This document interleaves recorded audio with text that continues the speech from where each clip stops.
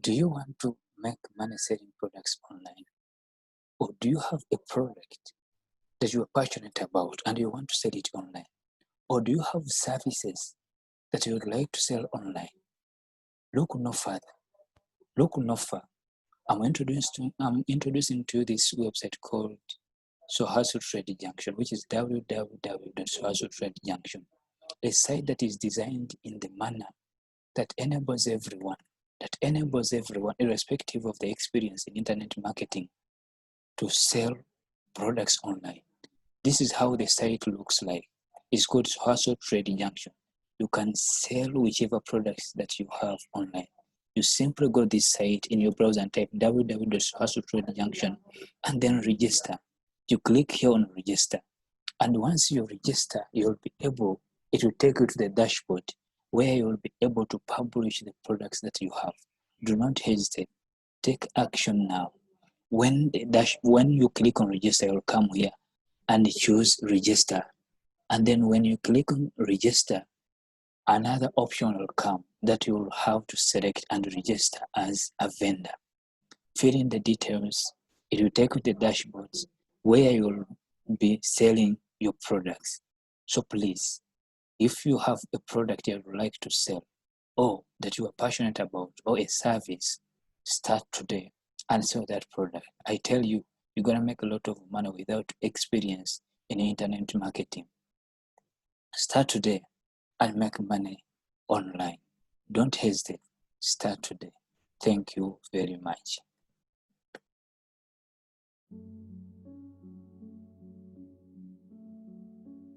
Of all the subjects we've covered so far and are about to cover, none is more important than covering the disciplines for success. What's at the core of achieving the good life? The major key to the good life. The major key is not in learning how to set goals. It is not in learning how to better manage your time. It is not in mastering the attributes of leadership. Every day in 1,000 different ways, we are trying to improve ourselves by learning how to do things. We spend a lifetime gathering knowledge in classrooms, in textbooks, in experiences. Now, if knowledge is power, if knowledge is the forerunner to success, then why do we fall short of our objectives? Why, in spite of all our knowledge and in spite of our collective experiences, do we find ourselves aimlessly wandering, settling for a life of existence rather than a life of substance? There may be many answers to this question. Your answers may be different than your associates or your spouses or your friends. While there may be many answers to this question, the fundamental answer is the absence of discipline. Applying all that we know. That's the key word, discipline, self-discipline. We might add one more word here, consistent. Consistent self-discipline. It doesn't really matter how smart you are or how much you know if you don't use it. It doesn't really matter that you graduated magna cum laude if you're stuck in a low-paying job. It doesn't really matter if you attended every seminar that comes to town if you don't apply what you've learned. Better than knowledge is applied knowledge. And once we've applied our knowledge, we must study the results of that process. Apply our knowledge, study the results. Refine our approach. Finally, by trying and observing and refining and trying again, our knowledge will inevitably produce worthy results, admirable results. And with the joy and results of our efforts, we continue to apply, to learn, to observe, to fuel our ambition with the positive reinforcement of continued progress. Pretty soon, we'll find that we're swept into a spiral of achievement, a vertical rise to success. And the ecstasy of that total experience makes for a life of triumph over tragedy, dullness, and mediocrity. But for this whole process to work for us, we must first master the art of discipline, self-discipline, consistent self-discipline. It takes consistent self-discipline to master the art of setting goals, to master the art of time management, to master the art of leadership, to master the art of parenting and relationships. If we don't make consistent self-discipline part of our daily lives, the results we seek will be sporadic and elusive. It takes a consistent effort to truly manage our valuable time, or we'll be consistently frustrated.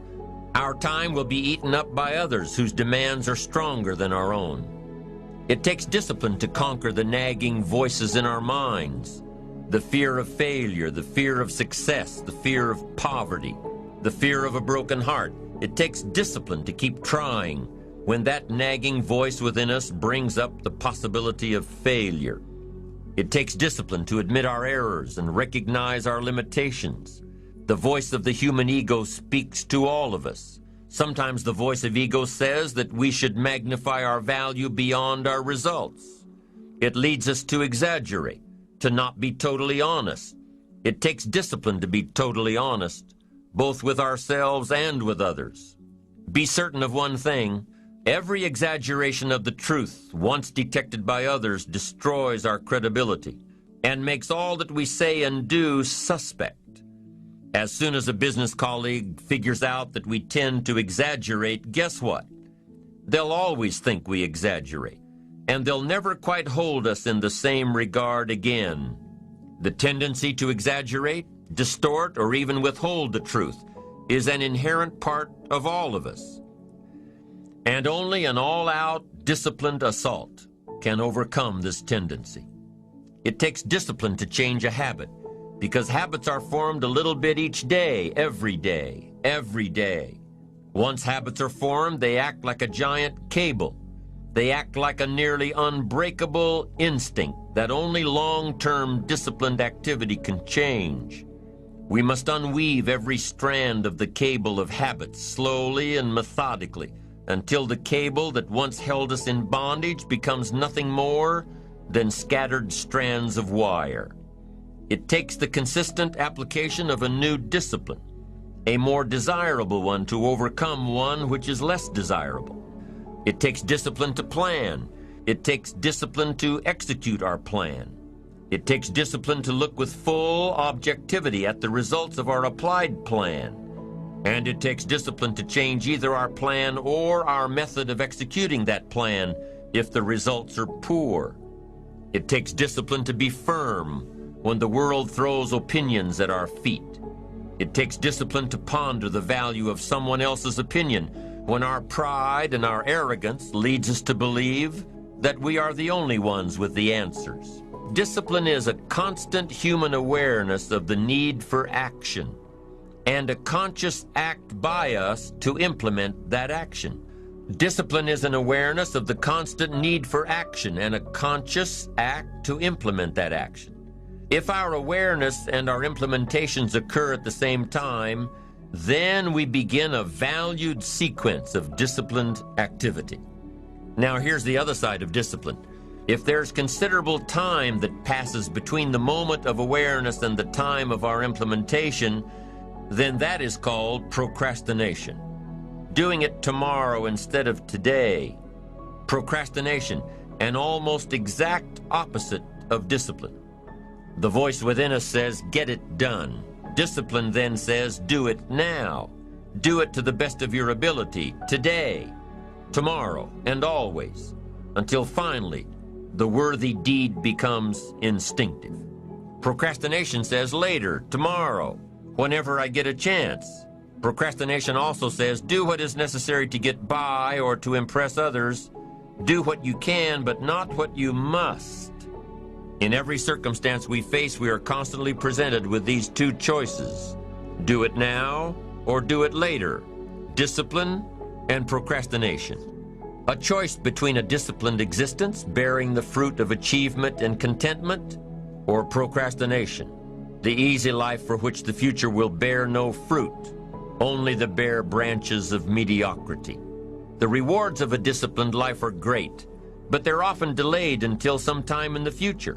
The rewards for the lack of discipline are immediate, but they are minor in comparison to the immeasurable rewards of consistent self-discipline. An immediate reward for lack of discipline is a fun day at the beach. A future reward of discipline is owning the beach. For most, we choose today's pleasure rather than tomorrow's fortune. So how can you get rid of the easy distractions? How can you keep your mind on what you're trying to do? How can you keep an attitude of doing it all and doing it now? How can you make the choice of discipline over procrastination? How can you stay focused on your ambitions? How can you avoid conversations at the water cooler? You can keep your focus on your work. You can get it done today instead of tomorrow. You've got to really work on your consistent self-discipline on a daily basis, or you'll find yourself distracted. Distracted by negative thoughts, distracted by negative people, distracted by water cooler chatter, and pretty soon, depending on the type of people you've associated with, distracted by your doubts within yourself. Never underestimate the power of influence and associations, and never underestimate the power of your own consistent self-discipline. Now let's take a closer look at discipline. True discipline is not the easiest option. Most people would rather sleep until 10 o'clock than get up at 6. It's easier to go to bed late, sleep late, show up late, leave early. It's easier not to read. It's easier to turn on the television than to open a book. It's easier to do just enough than to do it all. Waiting is always easier than acting. Trying is always easier than doing. Imagine what life would be like if we didn't have to make our bed in the morning, or keep our garage clean, or pay our taxes, or show up for work tomorrow. Wouldn't it be fascinating if we didn't have to do these things? Wouldn't it be fascinating? What do you suppose would become of us? You're right, not much. For whatever the reason, the system we live in and contribute to is designed to make the easiest things in life the most unprofitable. Profitable seems to be the most difficult. Our world is and always will be a constant battle between the life of ease and its momentary rewards and a life of discipline and its far more significant rewards. Each has its own price, the price of discipline or the price of regret. We will pay one or the other. What we wish we had done is the voice of regret, speaking in a sorrowful tone at a time when there is no going back. This is regret. No second chance. No what would I do differently. Choose one or the other, but both will have their price, the price of discipline or the price of regret. One costs pennies, the other a fortune. Dostoevsky said, "There are hundreds of young men who would die for the truth, but very few who would spend 5 years studying to know what the truth is."